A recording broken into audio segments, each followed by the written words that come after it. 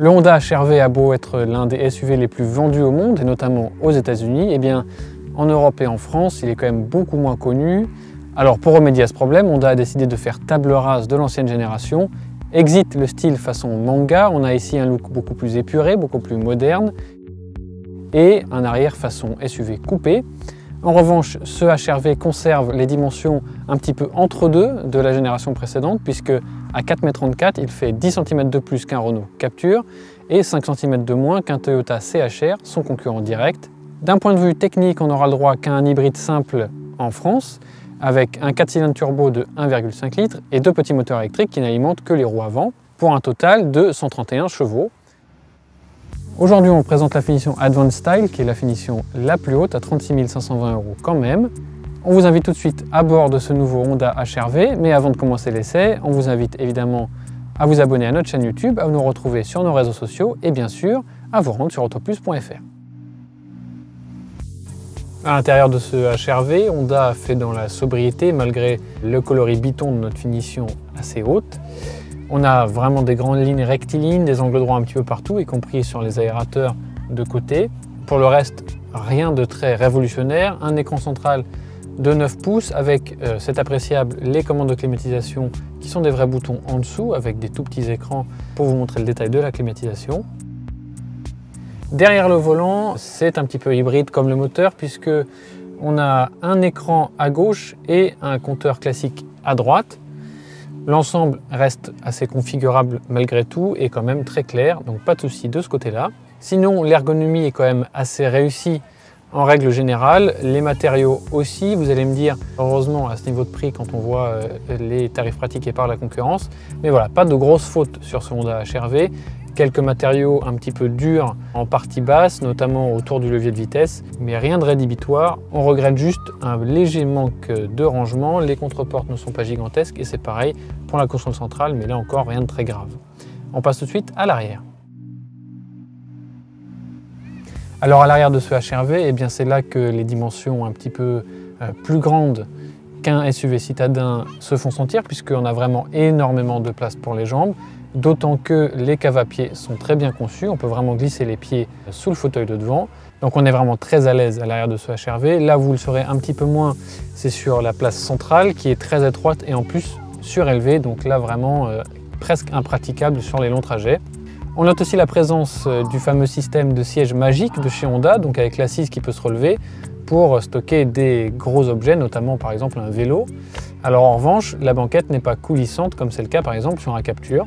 Malgré la ligne un petit peu SUV coupée, on n'a vraiment pas de souci au niveau de la hauteur sous plafond, ni pour l'entrée dans le HR-V, puisque en fait c'est la lunette arrière qui est très inclinée, mais la ligne de toit ne bouge pas beaucoup. En revanche, le coffre, lui, n'est pas le plus grand de la catégorie, à cause notamment des batteries qui sont stockées à l'arrière, et il n'est pas très modulable non plus. On note surtout que le haillon est motorisé sur ce niveau de finition, et que la plage arrière se relève avec celui-ci. C'est assez pratique si vous ne voulez pas avoir à l'enlever et à la remettre à chaque fois que vous chargez de gros objets. Alors au volant de ce Honda HR-V, on va parler tout de suite du fameux système IHEV de Honda, donc le système hybride simple. On l'a dit, c'est deux petits moteurs électriques et un moteur thermique de 1,5 litre pour un total de 131 chevaux. Et l'ensemble est raccordé par une boîte à variateur. Alors vous vous en doutez, comme sur tous les variateurs, quand on lui rentre dedans un petit peu, le moteur fait pas mal de bruit. Alors là c'est un 4 cylindres, c'est pas un 3 cylindres et donc ça évite au bruit d'être trop présent, mais on l'entend quand même pas mal. L'avantage en revanche du variateur, c'est qu'en ville, à allure modérée et même à allure maintenue, même sur autoroute, eh bien c'est très silencieux, c'est très doux. Donc un bon point là-dessus. Pour les consommations, on attendra de faire passer ce Honda HR-V dans les mains du labo Autoplus pour en avoir le cœur net. Mais le rival, le Toyota CHR, est quand même très performant sur la question, donc on verra bien. Pour le reste, pas besoin de passer par le labo Autoplus pour vous dire que ce Honda HR-V est vraiment d'un bon confort à l'utilisation. Ça commence par l'insonorisation qui est très réussie, notamment au niveau des bruits d'air et des bruits de roulement. Et on l'a dit, quand on ne force pas trop sur le moteur, lui aussi est très silencieux, notamment parce que, comme sur les modèles Toyota, eh bien, l'électrique se lance en priorité et que jusqu'à des vitesses assez modérées, le moteur ne sert qu'à régénérer les batteries. On peut aussi régler la régénération des batteries au freinage comme sur une voiture électrique avec les palettes derrière le volant. Autre point positif qui est assez rare aujourd'hui, et notamment sur les SUV coupés, c'est la visibilité à l'arrière qui est ici très réussie.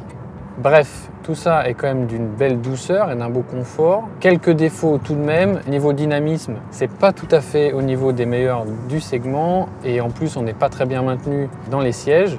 Donc pas question de conduite sportive, mais c'est pas vraiment l'objet de cette voiture non plus. Dans ces sièges, on est aussi assis un petit peu haut. On aurait bien aimé pouvoir les régler un petit peu plus bas. Là encore, rien de très grave, mais c'est bon à savoir quand même pour les plus grands. Et enfin et surtout, la question du tarif.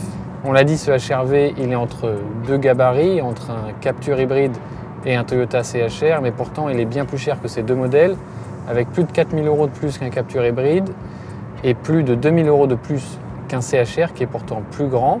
Alors le niveau d'équipement il est là, le niveau de finition est tout à fait correct aussi, ainsi que l'agrément au volant, mais 2 000 € de plus ça fait quand même vraiment beaucoup, surtout pour un modèle qui est méconnu en France.